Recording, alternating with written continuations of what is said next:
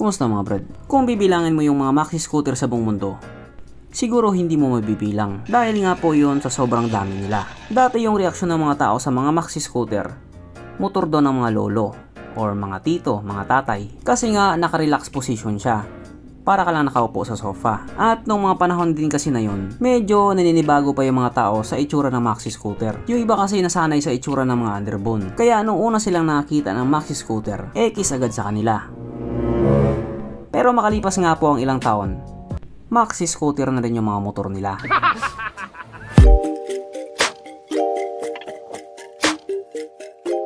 Pero syempre bago tayo magpatuloy, kung bago ka pa lamang napadpad dito sa aking walang kwentang channel, huwag ka na mag-subscribe. So yun na nga, dati nga po pangit na pangit yung mga tao sa itsura ng maxi scooter, pang matanda raw at mukha daw jet ski. Pero makalipas nga po ang maraming taon, na-appreciate na rin ng mga tao yung itsura ng maxi scooter. Sa ngayon, ang dami na naka NMAX, ang dami na naka PCX, ang dami na naka XMAX, ang dami na naka TMAX, at iba pang brand ng maxi scooter. Samantalang ako, pamiyo-miyo lang, nasira pa. Bukod nga po sa mga Japanese brand na maxi scooter, pagdating nga po sa paangasan ng itsura, hindi rin magpapahuli yung mga Chinese brand na maxi scooter. Kaso lang kapag sinabi na nating Chinese brand na maxi scooter, tataas na yung kilay ng mga tao.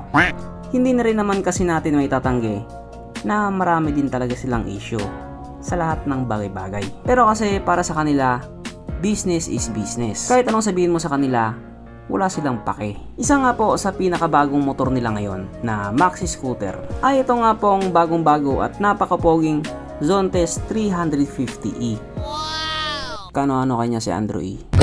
Isa nga po sa mga Chinese brand na may mga maaangas na itsura. Walang iba itong Zontes. Yung mga pormahan at datingan nga po sa motor nila, hindi talaga biro. Kumbaga, hindi lang pampamilya, pang sports pa. Karamihan nga po sa mga tao sinasabi talaga na pangit yung made in China. Pero ang isang to, mukhang malabong sasabing pangit to. Kasi kung titignan mo siya, talagang Ay, mali.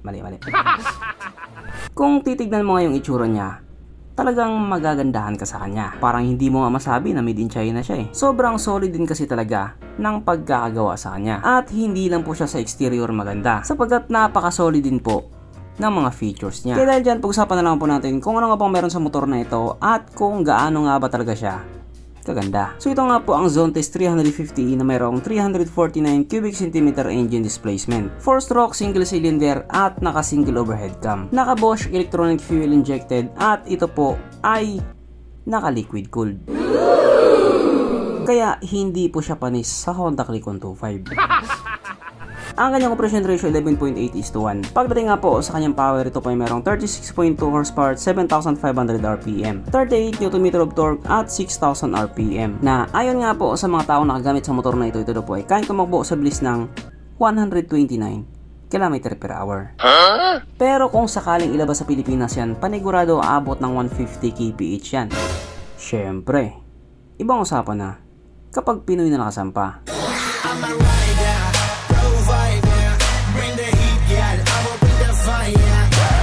Ang kanyang tangke ay kaya magkarga ng 16 liters fuel tank capacity na kumukonsumo naman po ng 28 km per liter. So medyo may kalakasan nga din po talaga siya sa gas. Ang sukat ng kanyang gulong 120/70/15 sa harap at 140/70/40 naman sa likuran. Parehas na nga po itong naka-tubeless. Pagdating naman po sa kanyang braking system, ito po ay naka-disc brake sa harap at disc brake din po sa likuran. At ang malupit nga po dito, ito po ay naka-dual channel ABS na.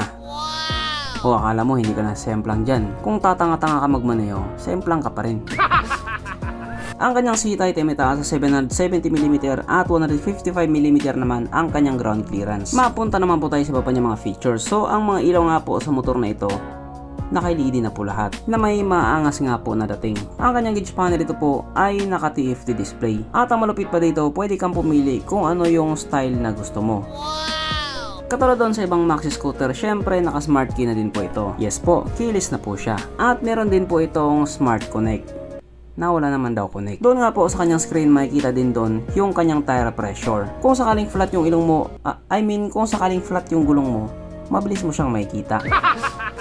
At ito pa ang matindi, yung kanya nga pong manibela na adjust. Kung gusto mo mas malapit, i-adjust mo lang. Kung gusto mo rin mas malayo, i-adjust mo lang din. Siguro lalaki itong manibela na to, marunong mag-adjust eh.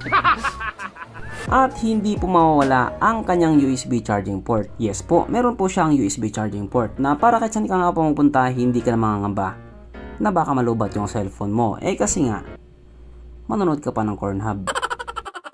Siyempre, isa sa pangmalakasang feature sa motor na ito, ang kanyang TCS or Traction Control System. Na kung sakaling dumaan ka nga po sa isang kurbada at madulas na kalsada, kusa nga pong mag-adjust yung gulong mo sa likuran para hindi ka sumemplang. Pero kung sumemplang ka pa din, napakatanga mo na talaga.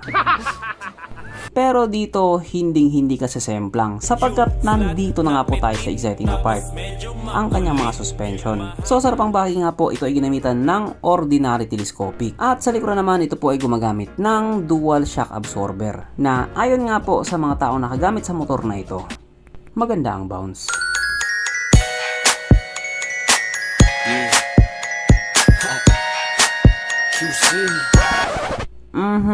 Panigurado. Wala na namang nalungkot. At dahil wala nga pong nalungkot, alamin po natin kung present nga ba sa motor na ito yung tatlong pinaka-importanting features. So, una na nga po dito ang kanyang lagay ng istalyon at kitang-kita naman mga brad. Meron siyang ganon. Meron siyang lagayan ng istalyon. Kaso lang, wala po siyang sabitan ng pulutan. At oras na nga po para sa ating Red Horse check, ang pinaka-importanting feature sa isang motor. At ayon nga po sa aking masusing pag-aanalisa, ang motor na ito ay kayang magkarga ng isang kahong Red Horse, pero kasya pa isang kahon sa kanyang underseat compartment.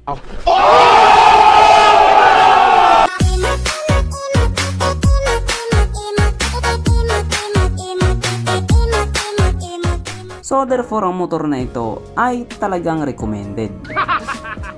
Sa ngayon nga po, kadalabas lamang niya sa bansang Malaysia. At ang presyo nga po niya doon ay 25,800 Malaysian Ringgit na kung i-convert nga po natin into Philippine Peso, ito po ay papatak ng 311,000 pesos. Panigurado maraming magsasabing mahal siya para sa isang made in China. Pero kasi yan lang naman po ay presyo sa bansang Malaysia. At kung titignan mo nga din yung mga features niya, sa tingin ko, pwede na rin siguro akong magmura. So hanggang dito na lang mga brad, kung may gustong sabihin or gustong idagdag doon sa mga sinabi ko, mag-comment ka na lamang sa baba. At syempre, katulad ng dati, hindi magtatapos ang video nito na hindi sumisigaw ang nag-iisang hari ng shoutout. At alam niyo na kung sino yun.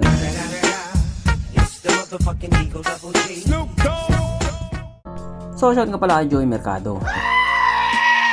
Shoutout kay Juscos Dolor Sakting. Shoutout kay Shalnark Borja.